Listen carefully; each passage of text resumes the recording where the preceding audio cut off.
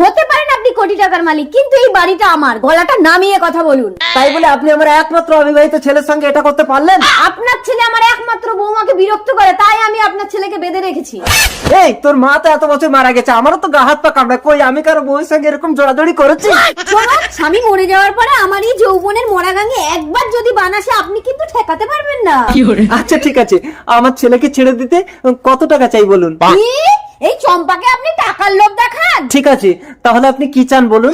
বিয়ে। আমার একমাত্র অবিবাহিত ছেলে আপনাকে বিয়ে করবে? আমাকে কেন, আমার বিধবা বৌমাকে। একটা বিধবাকে আমার একমাত্র বৌমা করব?